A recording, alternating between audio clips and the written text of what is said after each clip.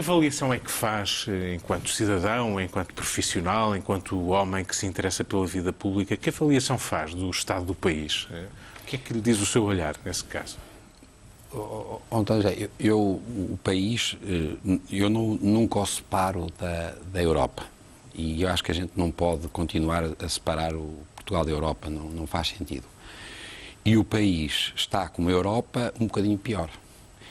E está um bocadinho pior porque o país foi sempre periférico em relação à Europa, foi sempre um país que dependeu muito do ritmo europeu e não tivemos capacidade de substituirmos-nos a uma falta de ritmo europeia. E, portanto, eu sinto o país com alguma tristeza.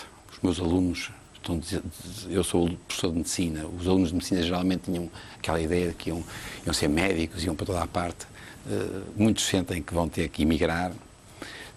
A profissão está muito proletarizada em termos económicos. Os investigadores passaram a ter maior... A ciência em Portugal, com o Mariano Gago, tinha criado uma dinâmica muito engraçada e de mobilidade social. Nesta altura, isso está muito lentificado. E, portanto, o que eu sinto é alguma tristeza. E depois, acho que as pessoas andam assustadas. Tem graça, porque como estamos agora a entrar num período eleitoral, nós somos muito sensíveis a estímulos exteriores e, portanto, há de repente uma espécie de renovação. Eu tenho ouvido as pessoas agora mais alegres, mas eu receio que seja artificial, que seja um bocado fruto deste... Porque acha que é a incerteza que motiva isso, de algum modo um certo receio, mas também alguma ilusão também que se vai criando? Eu acho que sim, e tem que se criar, não é? Quer dizer, eu acho que mesmo estes candidatos representam alguma diferença e, portanto, nós temos um sistema... Portugal, apesar de tudo, vive muito metido num sistema que não controla e nunca controlamos. Nós vivemos sempre muito de importações de dinheiro ou de imigrantes, ou da África, ou do Brasil, ou da Europa recentemente, e criámos um modelo que eu sei muito pouco de política, mas não tenho dúvida nenhuma que o nosso modelo é muito partidocrático e há uma esclerose partidária. Portanto, as pessoas pensam que é a mesma coisa, não é? Portanto, a partidocracia é quase totalidade da representação e da participação. Fechamento. E a esclerose é esse fechamento, são enquistados. Isto criou, enquanto houve dinheiro, e o sistema pôde alimentar-se com alguma promiscuidade, este alguma é um... Se calhar não foi só alguma, é mais do que isso. Mas é para sermos elegantes. Exatamente. Com o capital financeiro e com a grande indústria e com as multinacionais, este sistema, enquanto a Europa e o mundo foi crescendo, este sistema aguentou-se. A Europa caiu e nós, de repente, verificamos, quer dizer, que o rei é nu. E, portanto, agora, eu sou muito otimista na ação, porque eu acho que a gente vai ter que dar a volta, e vamos dar a volta. E é através de momentos que são simbólicos, como eleições, que nós devemos aproveitar. Agora, o que não devemos aproveitar é para repetir os mesmos erros. Obriga-nos a pensar sobre o futuro. Exatamente. Sobrinho Simões, quando olhamos para a saúde e estreitamos um bocadinho este foco, e é um setor que conhece bem, como é que vai a nossa saúde, a saúde dos portugueses? Olha, a saúde dos meus 3 pequenos mundos, portanto, saúde, investigação e ensino superior, a saúde é que resistiu melhor, de longe. E refere-se ao Serviço Nacional de Saúde ou à saúde em geral? Às duas coisas, ao Serviço Nacional de Saúde e ao sistema de saúde. Nós temos uma história de sucesso na saúde que é extraordinária e que tem permitido aguentar uma fase menos boa do sistema. O Sistema Nacional de Saúde baseia-se muito no Serviço Nacional de Saúde, e ainda bem. O Serviço Nacional de Saúde, em relação a doenças graves, é excepcionalmente bom. E, portanto, eu não tenho dúvida nenhuma que nós competimos favoravelmente com países da nossa dimensão, por exemplo, no tratamento do cancro ou de doenças graves. Onde é que isto está mal? Não é, portanto, nas doenças muito graves, não é, portanto, naquilo que é pesado. Nós estamos mal na acessibilidade, as cataratas, as varizes, as gastroscopias ou endoscopias. Portanto, temos um acesso limitado. O acesso em Portugal é muito assimétrico entre a periferia e o litoral. Portanto, quando diz que é limitado, tornou-se mais caro e tornou-se mais distante, de alguma maneira, sim, é isso? Exatamente. Porque, apesar de tudo, houve um esforço muito grande de organização com concentração, que em si mesmo não é mau, mas nós depois precisávamos ter... Quer dizer, eu sou muito a favor da referenciação, eu sou a favor de que as pessoas só sejam tratadas em hospitais ou clínicas que tenham muita experiência. É criminoso acreditar que porque pomos um hospital à porta da pessoa, ela aí é bem tratada, não é? É a mesma coisa do resto das escolas. Mas essa concentração sacrificou aquilo que são os cuidados de proximidade, os cuidados primários, é isso? Exatamente. E não desenvolvemos o suficiente a medicina geral e familiar. Porque tínhamos uma tradição hospitalar, porque não dávamos importância social aos médicos de clínica geral e familiar, e, portanto, este esforço foi feito nos últimos governos, agora está muito parado, e eu acho que a solução em Portugal passa por desenvolver a medicina geral e familiar, isto é, eu não acho que nós tenhamos maus hospitais, acho que os IPOs são muito bons. Os hospitais universitários portugueses são muito bons. Comparam favoravelmente, não tenho dúvida nenhuma. Depois, o sistema não é. A organização, o modelo. Os doentes são enviados de centros de saúde tarde ou por excesso. Não há controle. Por isso vemos as urgências num estado... lastimoso. Por exemplo. Essa é a impressão que tem também, não é? Claro. Depois também temos falta de cuidados paliativos e continuados. Isto é, não temos soluções para as doenças crónicas. Até porque reduzimos camas nos hospitais. Exatamente, reduzimos. No público, pelo menos no Serviço Nacional de Saúde. E, portanto, isto é... Depois temos outro problema na saúde em Portugal, que é terrível, que é o fruto de nós não cuidarmos da nossa própria saúde. E isso é terrível. O que é que quer dizer com isso, exatamente? Por exemplo, repare, nós temos 13% dos portugueses têm níveis de açúcar no sangue que os classificam como diabéticos. É uma das taxas maiores do mundo civilizado. Nós gastamos na diabetes 1% do PIB e gastamos na diabetes e suas complicações, 10% do orçamento da saúde é para diabetes. Isto não faz sentido. Mas como é que isto se resolve? Não se resolve tomando medicamentos. Isto resolve-se cuidando da nossa própria saúde, tendo comportamentos saudáveis, não engordando, não fazendo disparates alimentares, não bebendo demais, modificando o nosso sedentarismo. Portanto, o problema da saúde em Portugal é muito interessante, não está nos hospitais, está a montante na saúde das pessoas. Nós adoramos tomar pastilhas, mas nós não devíamos gostar. Nós somos o resto dos povos mais medicamentados do mundo. Não faço ideia, qualquer pessoa que chega ao Hospital São João tem um saquinho e começa a mostrar os medicamentos mais variados que toma.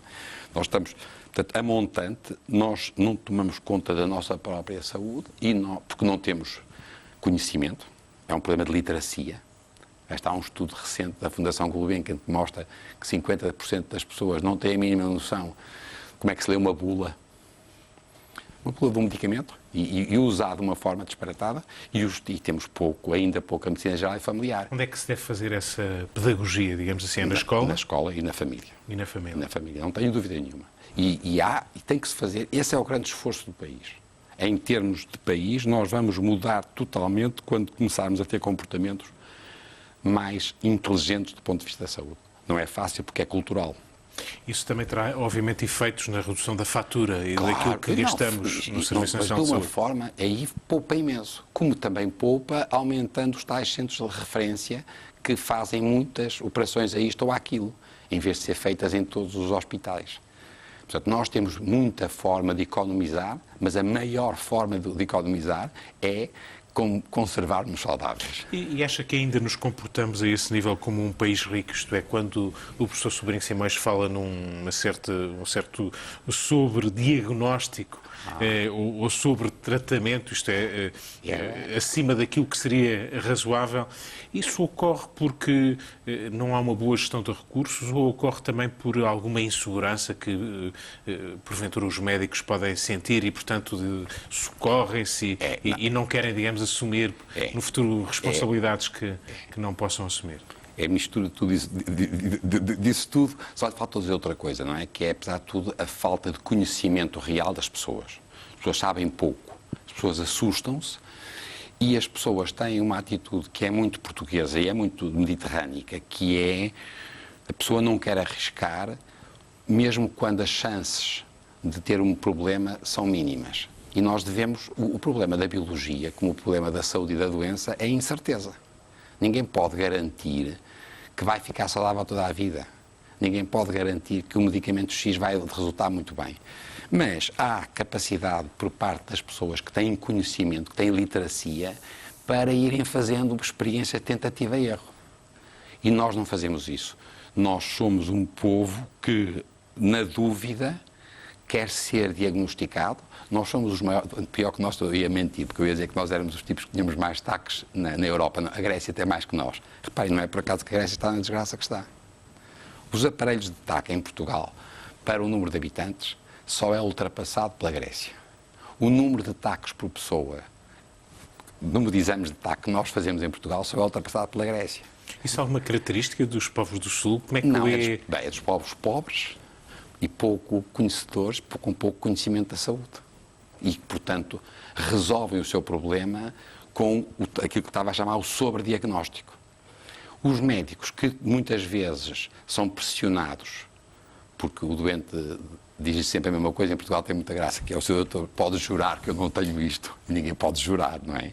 Portanto, o médico é pressionado. Por outro lado, há muitos médicos que têm interesses económicos de gosto duvidoso com empresas que fazem exames. Tem essa sensação? Tem a certeza. Tem a certeza? Temos a certeza. E isso digamos, existe de uma forma alargada ou é muito circunscrito? Não sei, isso já não sei. Qual é o seu... Não, nós temos em Portugal, nós temos em Portugal um problema, nós temos um estado de contexto. Nós somos todos primos e cunhados uns dos outros. Nós temos famílias, temos tribos. Os partidos também funcionam assim.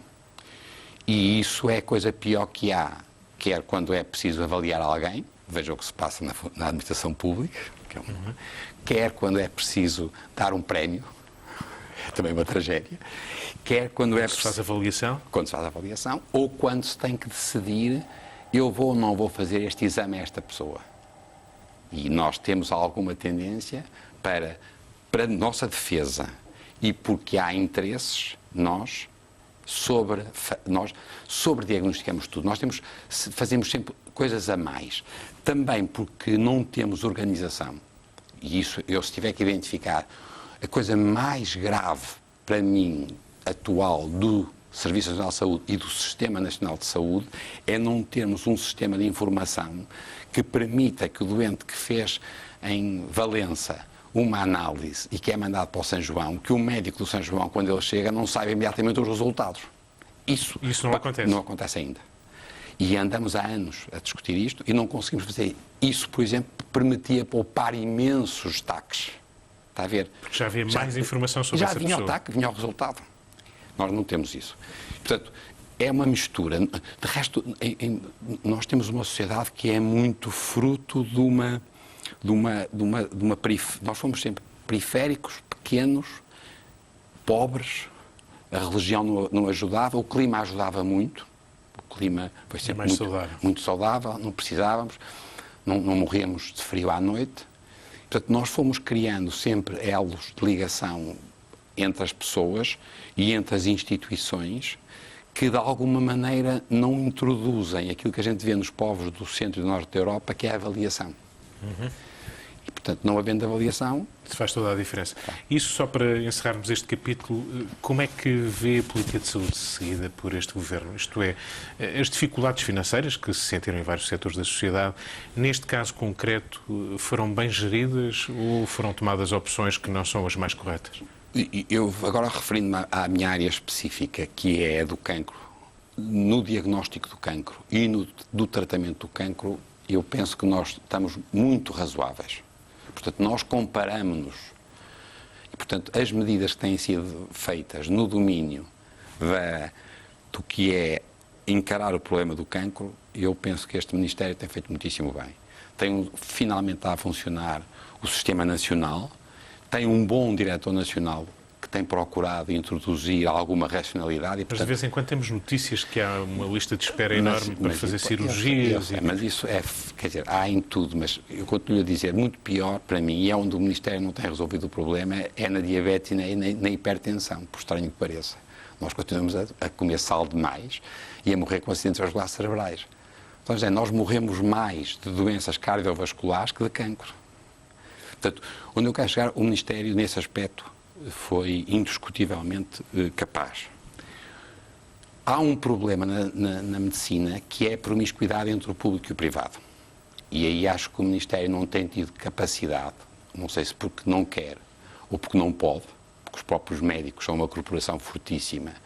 E eu acho que nós devemos ter um sistema público e um sistema privado, indiscutível. Agora, as regras têm que ser claras, e não são. E, portanto, esta promiscuidade entre o público e o privado é, para mim, o calcanhar daqueles, em termos de organização. O outro é o sistema de informação que não há. Em termos agora comportamentais, nós continuamos a ter demasiadas pessoas em lugares de chefia do lado público e do lado privado. E não está a haver uma pessoa do engenheiro Belmiro de Azevedo ir para o Pingo Doce para não fazer uma perna à tarde. Pois, isso diz tudo. Professor Sobrinho Simões, estava a falar do cancro e de políticas corretas têm sido seguidas. A impressão geral, falando do cancro, não apenas, digamos, na política de saúde ou nas opções que foram tomadas, à medida que envelhecemos, temos cada vez mais notícia de pessoas, das nossas relações, que vão aparecendo com os cancros mais diversos. Ficamos um pouco com a noção, ao longo de décadas, que esta batalha parece perdida, embora quando falemos de cancro estamos a falar de muitas espécies de cancros, nem todas, obviamente, iguais. O que é que se passa? Há esperança? O cancro, que caminho é que fez? É uma batalha perdida? O cancro nós, em Portugal, morremos 25 mil pessoas de cancro. Dos 100 mil que morremos 25 mil de cancro. E, no entanto, já temos novos casos de cancro por ano, já estamos em 60 mil, quase 60 mil. O que significa que já só morremos de cancro 45%. Portanto, 60% a 65% das pessoas que têm cancro em Portugal já não morrem. Umas ficam curadas e outras... Ou seja, há muito diagnóstico de cancro, mas também há muito cancro que, digamos, já se torna uma doença crónica, é isso? Exatamente. E cada vez há mais diagnóstico. E, portanto, isso é impressionante. O número de casos de cancro que nós diagnosticamos em toda a Europa está a aumentar exponencialmente. Em parte porque temos aparelhos melhores, em parte porque a população, apesar de tudo, faz rastreios com mais frequência e as pessoas têm mais cuidado, e em parte porque estamos a ficar, como diz, mais velhos. E o cancro é uma doença da velhice. E, portanto, é quase paradoxal isto. Nós estamos a ter possibilidades de ter menos cancros nos adultos, portanto, e adultos jovens, e esses são os mortais. E estamos a ter menos casos desses já, porque, apesar de tudo, a prevenção e o diagnóstico precoce têm resolvido esses problemas. Mas, à medida que não morremos, nem disso, nem de outras coisas, e estamos a chegar aos 80, 90, 91, nós passamos a ter os chamados cancros por deficiência do sistema, os erros. Então temos cancros pequeninos das pessoas idosas e o número de casos aumenta exponencialmente. E aí é preciso que os profissionais e os próprios doentes não queiram ser sobretratados. Portanto, um doente de 90 anos pode ter 2, 3 pequenos cancros da próstata. Não se deve fazer nada. Deve-se deixar que ele morra por outra coisa com qualquer. Qualidade de vida. Exatamente. E não ter a pretensão, digamos, de os eliminar, digamos Exatamente. assim. Porque eu acho que as pessoas não têm consciência disso e é muito grave. Mas o cancro é uma inevitabilidade, de certo modo. Isto é, não tenho dúvida. Eu lembro-me de o ouvir dizer, bom, se fizeram um estudo muito sério... Toda a gente tem. Toda a gente tem. Aos 80, 90, pelo menos um. Palavra de honra. Isso a gente nas autópsias viu. E é uma inevitabilidade, porque é fruto de nós sermos uma espécie que continuamos a evoluir. Nós não somos uma espécie terminal. E, portanto, como espécie, nós continuamos a ter as nossas células a regenerar, esticamos muito a esperança de vida, fizemos alarvidades alimentares, fizemos alarvidades humanas. Disfunções. Tudo isso são agressões ambientais. Os nossos genes são estupendos. Agora, repare, o que é impressionante, e as pessoas que não sabem isto, é que nós, hoje em dia, temos muitas doenças neurodegenerativas, até mais do que cancro, portanto, temos muitas doenças, Alzheimer, demências cognitivas, portanto, as doenças das pessoas idosas que têm problemas de foro neurológico. E temos muito cancro. Quando falamos de cancro, falamos exatamente de quê? De uma forma simples. Se podemos Falamos falar de forma simples. Há dois cancros. O cancro que mata, ou que pode matar, é um crescimento de um tecido dentro de nós, que é o resultado das nossas próprias células e que não respeita as fronteiras. Era como se nós fôssemos um ovo, nós os dois viemos de um ovo. Eu sei que é estranhíssimo, mas é verdade. É verdade. E os nossos tecidos desenvolveram-se e aqui os nossos dedos pararam. E depois as células morreram e a gente ficou com... Se eu tiver um cancro da pele, ela não para. Portanto, não respeita fronteiras. Portanto, o equilíbrio, a homeostase... Alteram-se os padrões, digamos. Exatamente. Perdeu-se o controle da fronteira. E é isso que é o cancro. Esses cancros das pessoas, adultos, ou adultos jovens, ou adultos, esses são mortais. E têm que ser tratados muito bem. Os cancros das pessoas de idade já não são assim. Também não respeitam as fronteiras, mas não crescem. Ficam quietos. E o que é que se passa hoje em dia? Quando a gente vai ver as causas de morte... Embora a gente esteja a aumentar imenso o cancro, a quantidade de cancro, e tenhamos a aumentar imenso a quantidade de doenças neurológicas e neuropsiquiátricas, as pessoas morrem de infecções respiratórias, falências sistémicas, etc. E voltamos àquela coisa que me dizia há pouco. Nós precisamos ter casas de repouso, digamos assim. Temos que voltar a levar as pessoas para casa quando elas estão numa fase terminal. Temos que arranjar cuidados continuados e paliativos. Porque estas pessoas não vão morrer de cancro, nem vão morrer de Alzheimer. O cancro e o Alzheimer nestas pessoas não mata. O que mata são a velhice e as infecções. E aqui por nós, eu agora esqueci-me de dizer há bocado uma coisa, se eu tiver que identificar a coisa pior da saúde em Portugal, mas que não é só da saúde, é de toda a sociedade portuguesa, nós não resolvemos o problema da velhice e da morte. Mas isso ultrapassa em muito a saúde. Claro. É um problema social. Exatamente.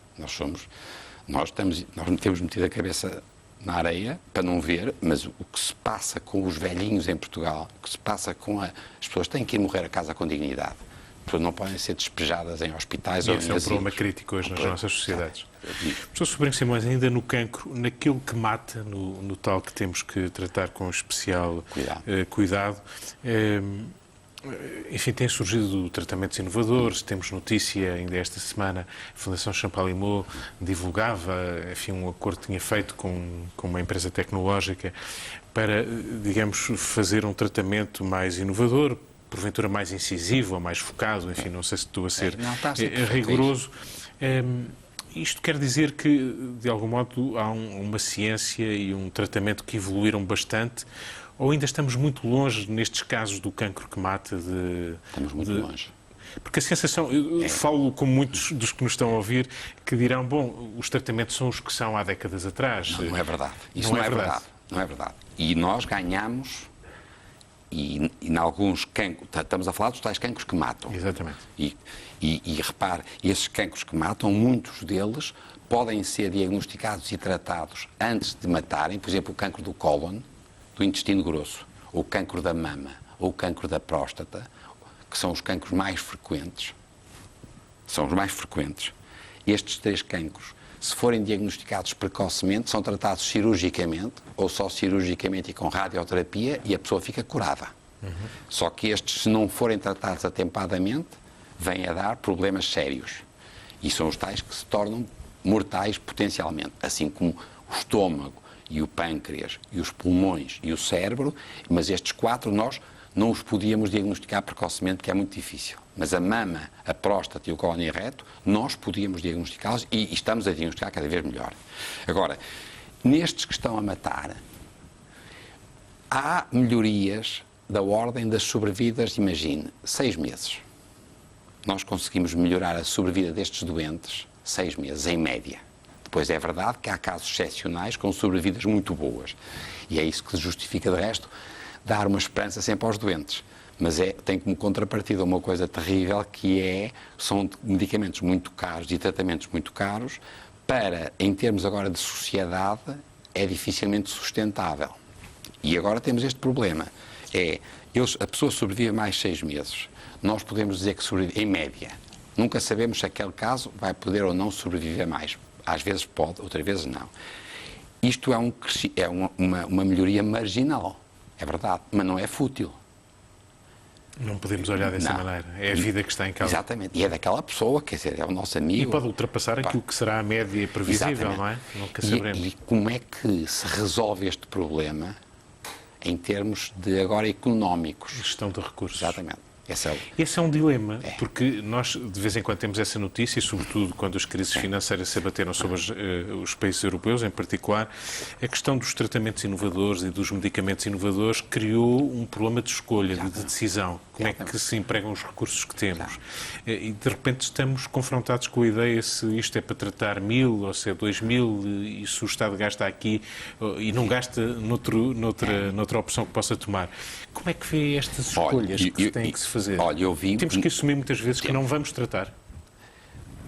Temos que assumir muitas vezes que não vai ser possível utilizar medicamentos muito caros que não tenham provado que são suficientemente bons para justificarem um custo acrescido para a sociedade.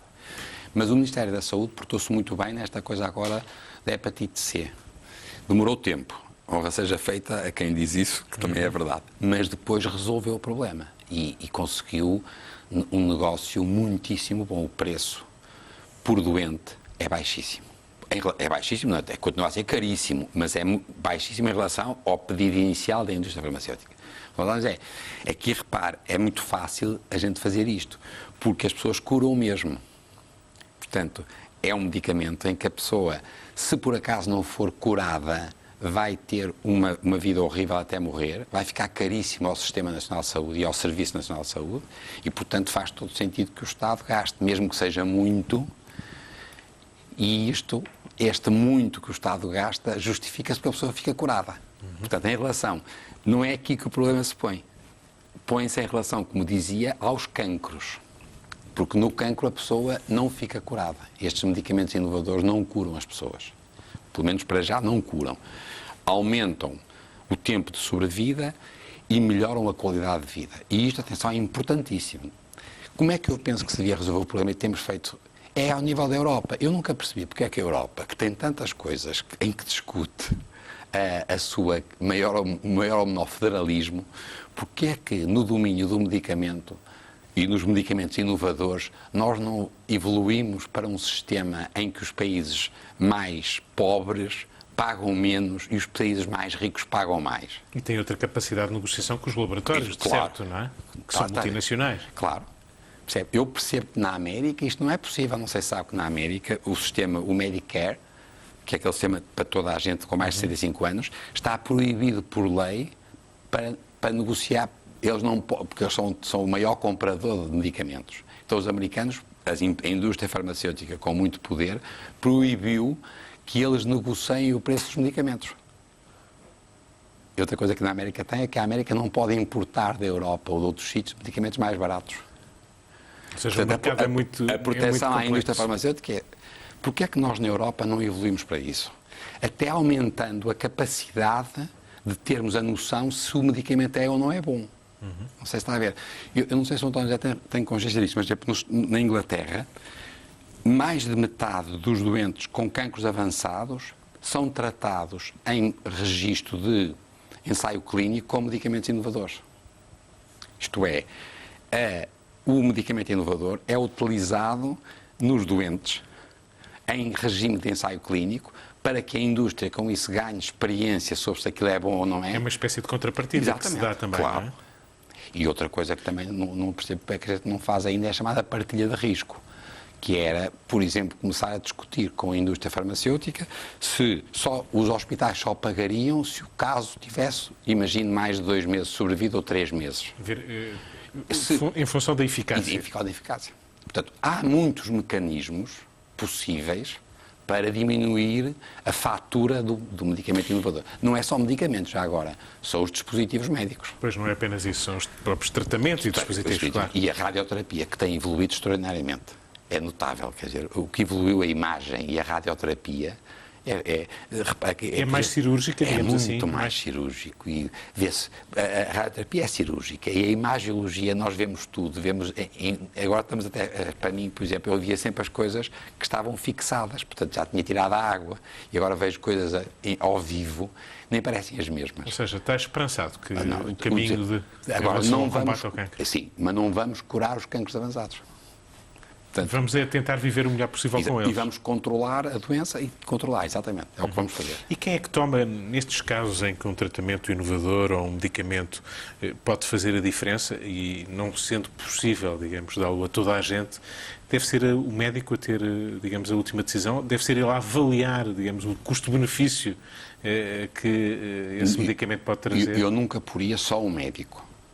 Eu poria sempre uma equipe. E tanto quanto possível, e isso... Mas uma equipa médica? Médica e de profissionais de saúde. Profissionais de saúde. Não deve ser uma decisão administrativa? De forma nenhuma. Isso está fora de questão.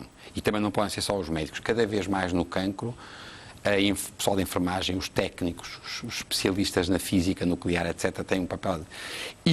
O Conselho Nacional de Ética tem tido algumas recomendações estupendas. E eu acho que nós devíamos, tanto quanto possível, seguir recomendações gerais, utilizá-las como uma espécie de frame, onde depois se faria a decisão. E essa decisão também tem que ser partilhada pelo doente e pelos seus familiares. E temos a necessidade absoluta de entrar para isto com as associações de doentes. Nós começamos a ter em Portugal, felizmente... Para ter regras, procedimentos tipo, digamos, padronizados. E para que a pessoa não se sinta sozinho. De resto, também no domínio das coisas que são o tal, por exemplo, para comprar medicamentos mais baratos, dos banais, dos que tiram a dor, para ter apoio de casa, se o tipo tem um processo cirúrgico que tem uma ferida, como é que cura a ferida? Nós como sociedade, a única hipótese que temos é se desenvolvermos mais sociedades, associações. Portanto, nós temos que fugir do estatismo e temos que fugir deste sistema partidário que temos nesta altura. Como forma de resolver... Envolvendo mais o cidadão, as associações, a sociedade, digamos. Como é que o seu Instituto, o IPATIMUT, está a trabalhar nestas áreas? As inovações, o trabalho teórico, a investigação? Que balanço é que faz nesta altura? Nós temos muita sorte, porque... Há alguns domínios em que tem sido muito precursor e inovador. Não, sobretudo porque nós... Tiroide, o estômago, sim, por exemplo. E, por exemplo, a Universidade do Porto continua a ser a universidade do mundo com mais citações em... Por causa do Instituto? Não só por causa do Instituto. Do Instituto do IPO do Porto, que é também muito bom, e do São João e da Faculdade de Medicina. E esse é o meu ponto. O IPATIMUP foi criado a partir de pessoas que trabalhavam com patologia humana. Todos nós que começámos, nós não éramos cientistas puros e duros, éramos professores universitários que fazíamos diagnóstico ou algum tratamento. Mas de patologia humana. E, portanto, o IPATIMUP, quando na altura só se falava em investigação fundamental, foi a fase da química, da bioquímica, da final dos anos 80. Sim. E nós começámos a fazer aquilo que agora se descobriu e que se chama investigação translacional. Portanto, a translacional é a investigação que começa no doente, temos um caso concreto ou 10 casos, estudamos esses casos no laboratório, em função dos resultados que obtemos no laboratório, vamos testar ou medicamentos novos ou novas formas de diagnóstico nos 10 doentes seguintes que nos chegarem. E chama-se translação porque ela faz a translação. E isso foi uma inovação. Mas nós sempre fizemos isso. E, portanto, quando houve esta crise, nós estávamos muito bem. E também tínhamos tido a sorte sempre de a ligação com o São João e com o IPO do Porto, que são dois hospitais excepcionais. Passo agora aqui a propaganda. Permitiu-nos sempre ter uma ligação ao real. Portanto, nós temos vindo a sobreviver com muitos contratos através da indústria farmacêutica. Temos vindo a sobreviver com muitas doações filantrópicas porque trabalhamos com casos concretos de doença. Dê-me um exemplo para as pessoas perceberem melhor como é que isso acontece na prática.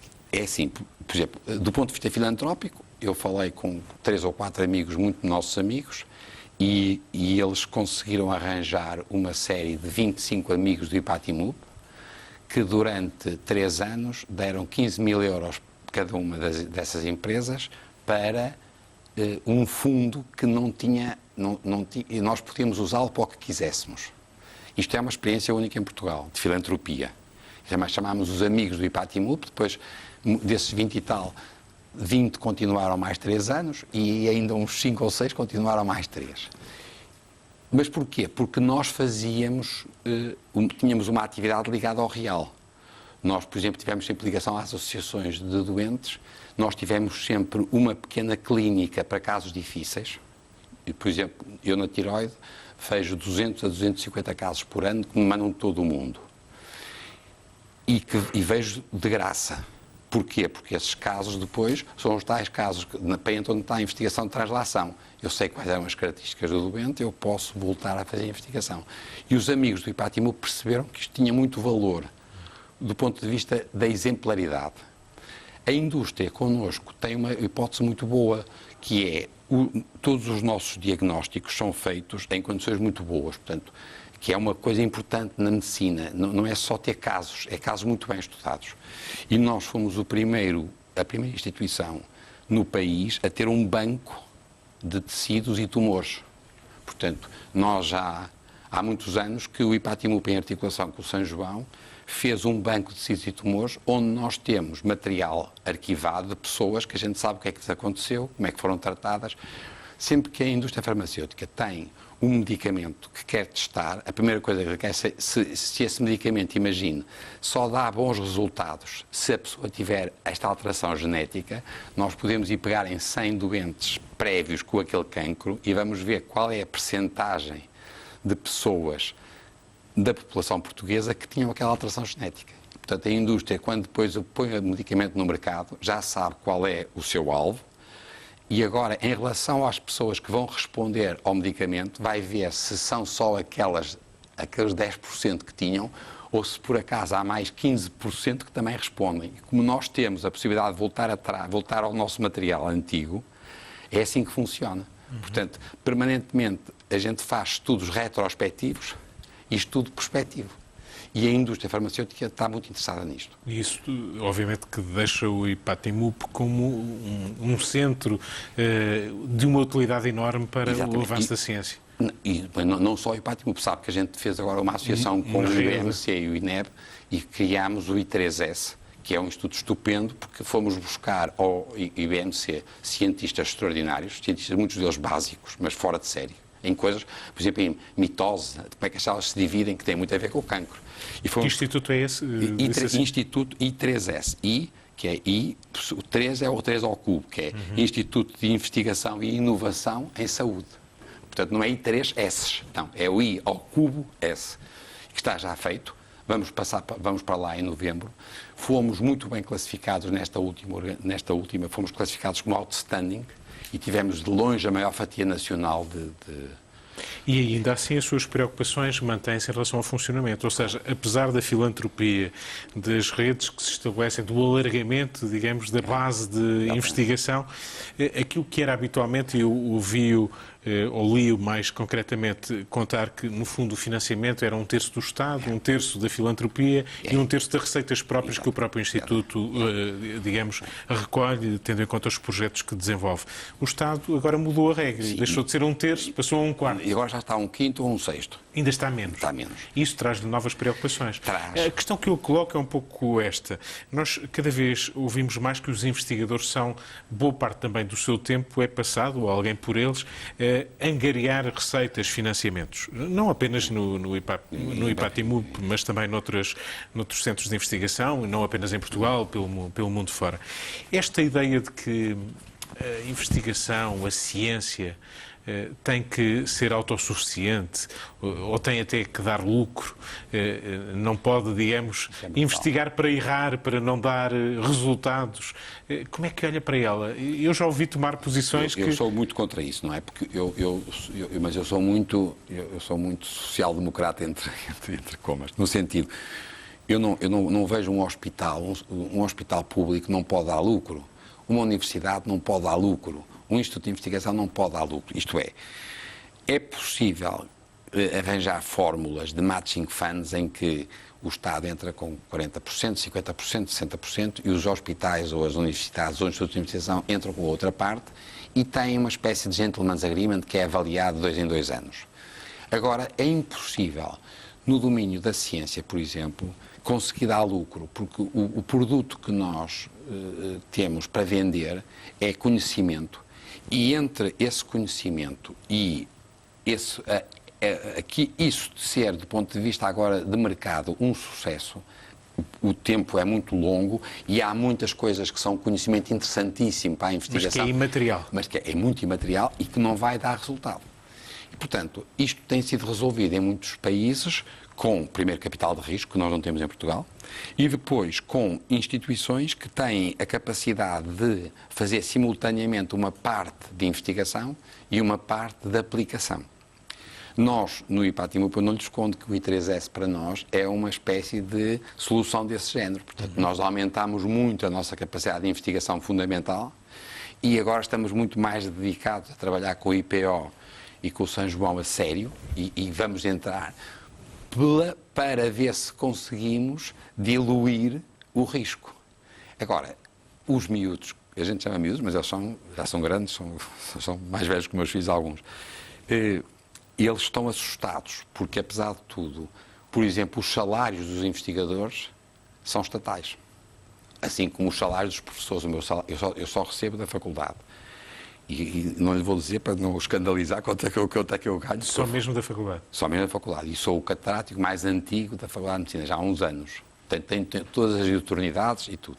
Portanto, os investigadores e os professores das faculdades, o seu vencimento é estatal. Mas as pessoas têm a ideia que ganha muito dinheiro com o sucesso que teve, com o avanço da ciência.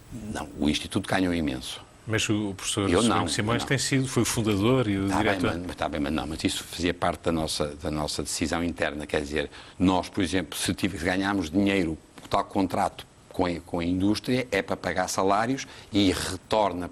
O Instituto é uma associação privada sem fins lucrativos, não tem dividendos.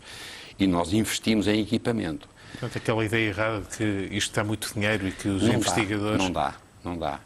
E não dá, de resto, não dá nos Estados Unidos. Quer dizer, Harvard não vive das patentes.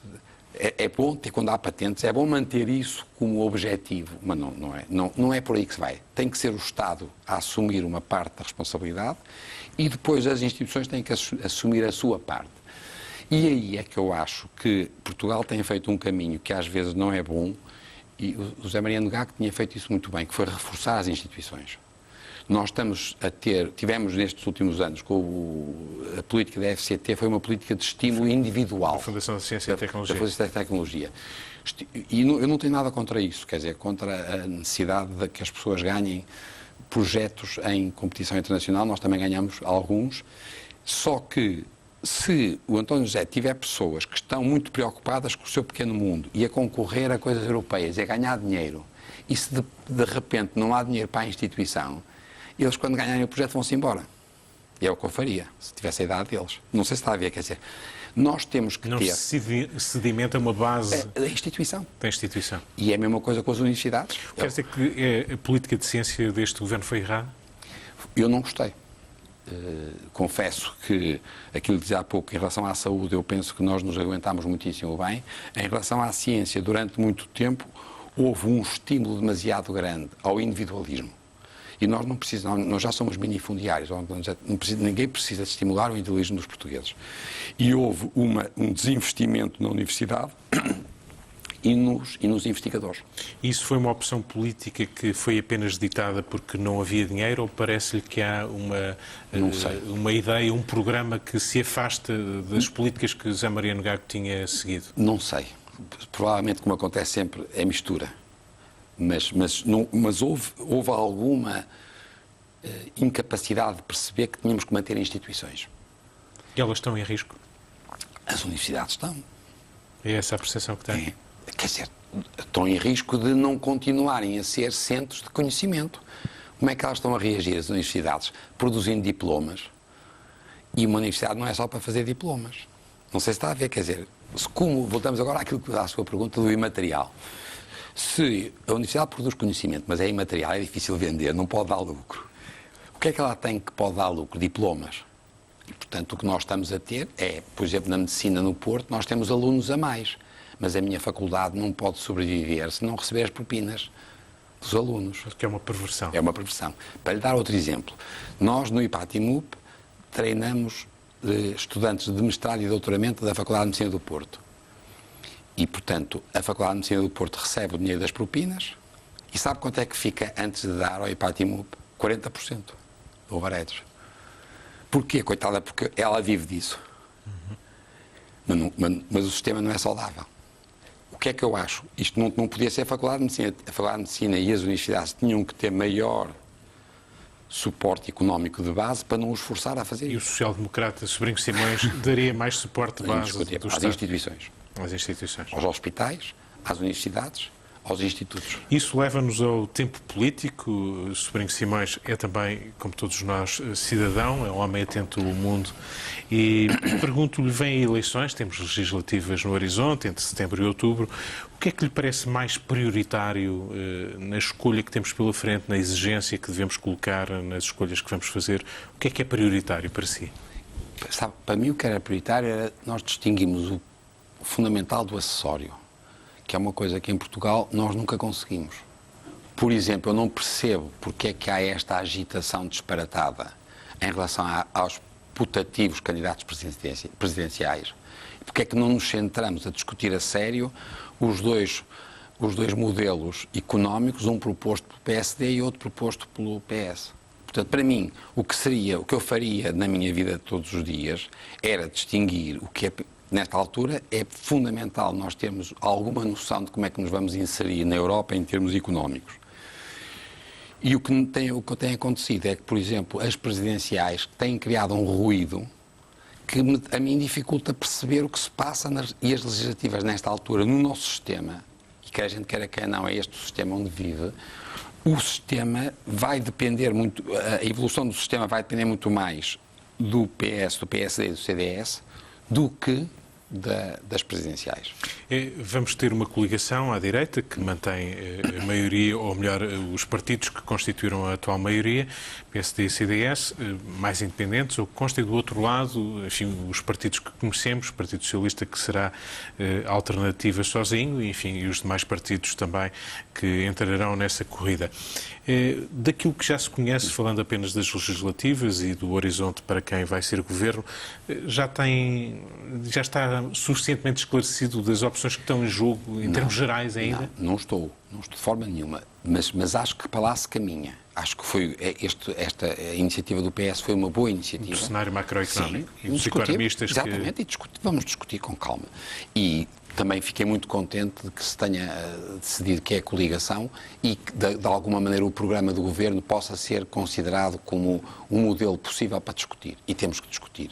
De novo, temos de discutir numa lógica europeia. Que isso é o que me assusta sempre, é porque nós não vamos poder discutir medidas, por exemplo, de reestruturação da dívida ou de renegociação da dívida, se alguma vez se viessem a pôr, sem termos uma lógica europeia. E, portanto, para já, a primeira coisa que eu queria era que nós nos concentrássemos nas legislativas. Indiscutível. Para mim é pacífico isso. Depois, é muito interessante para mim que tenham aparecido, agora não é para nós discutirmos quem são os presidentes ou não sei o quê, mas é muito interessante que tenham aparecido como candidatos presidenciais, pessoas que vêm e não vêm dos partidos, e que eu acho piada. Já aí vamos.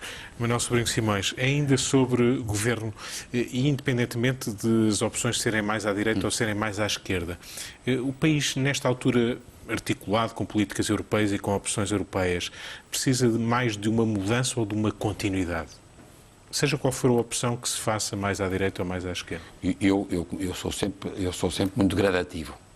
Eu não faria uma revolução. Mas eu acho que dentro da graduação, eu acredito muito mais no modelo suportado pelo PS com uma lógica centrada na capacidade do Estado funcionar como regulador e amortecedor num país pobre como o nosso, do que eu entraria numa lógica de desenvolvimento da riqueza e depois logo se vê. Portanto, eu acho que nós temos necessidades absolutas de amortecer os problemas que a austeridade criou. Nós temos muita gente que está pobre, nós temos muita gente que está em risco, muita gente que tem filhos, ainda por cima em Portugal acontece uma coisa terrível, que é, nós temos mais crianças em famílias desfavorecidas que em famílias, e portanto, sem que isto constitua uma revolução, eu não tenho dúvida nenhuma que apostaria muito mais num modelo que eu identifico com um PS, se calhar ideal, eu nunca pertenci a nenhum partido, nem intenção de pertencer, mas do que num modelo que acredite que... Acho que a gente, por exemplo, fala demais em empreendedorismo. Percebe? Eu fico doido com o empreendedorismo. Quer dizer, porque acho que estamos a desviar para um pequeno núcleo um problema que é um problema societário. Portanto, as sociedades criam-se muito mais a partir da sua base de sustentação, que é, quer se queira, quer não. Nós só temos duas bases de sustentação, percebe? É o ensino / educação e o trabalho. O resto não... É isso que move a sociedade. E percebe? E é onde nós temos que apostar. Eu nisso estou totalmente de acordo com o engenheiro Guterres. Manuel Sobrinho Simões, estamos mesmo no final, falou da sua satisfação por terem surgido candidatos para as presidenciais, ou já assumidamente candidatos fora da esfera partidária. Naquilo que já viu, naquilo que apareceu esta semana, Sampaio da Nova assumiu-se candidato à presidência da República. Já tem candidato? Já tem escolha? Daquilo que eu até agora ouviu, Sampaio da Nova, Henrique Neto, Marcelo Rebelo de Sousa, Rui Rio, Pedro Santana Lopes, o que é Paulo Moraes no Porto também. Paulo Moraes e outros menos conhecidos. Olha, o que eu tenho, para mim o que tem sido interessante, apesar de tudo, é a sensação de que há movimento. Portanto, isto é a coisa mais importante, que haja movimento. Depois, eu concretamente conheço todos os candidatos e os três que se declararam e que vêm de fora dos partidos, quer dizer, o Paulo Moraes, o Henrique Neto e o Sampaio da Nova, são pessoas que eu respeito. E, portanto, é bom. É bom que eles tenham aparecido. Depois, concretamente, em relação a Sampaio da Nova, eu trabalhei um pouco com ele, porque ele nomeou-me para representante da Universidade de Lisboa no Centro Académico de Medicina, que ligou a Faculdade de Medicina com o IMM e com o Hospital de Santa Maria, que foi um modelo espantoso e que eu gostei, que tentei reproduzir no Porto e não consegui. E fui sempre o representante dele lá e, portanto, conheço. E é interessante porque nós estamos a fazer, eu passo a minha vida a fazer estas coisas, mas estamos a fazer em Aroca um círculo mais de democracia, que é uma plataforma cívica. De participação cívica. E começámos, em dezembro do ano passado, nós fizemos convites a personalidades. E ele foi uma delas. E ele era uma delas. E ainda por cima calhou agora... O João Ferrão, o geógrafo. Foi o geógrafo João Ferrão, foi o professor Sá Clarides, o José António Pinto Ribeiro e ele fez uma apresentação em Aroca muito estruturada. E, portanto, eu achei que aquilo faz sentido para que as pessoas percebam que há no mundo tipos que pensam o país. Portanto, eu estou, os ingleses chamam wait and see. Mas ainda não escolheu? Não. Dia cedo. Professor Manuel Sobrinho Simões, muito obrigado por ter aceitado o nosso convite. Foi um prazer recebê-lo mais uma vez aqui na SIC Notícias. Obrigado também por nos ter acompanhado. Voltaremos na próxima semana.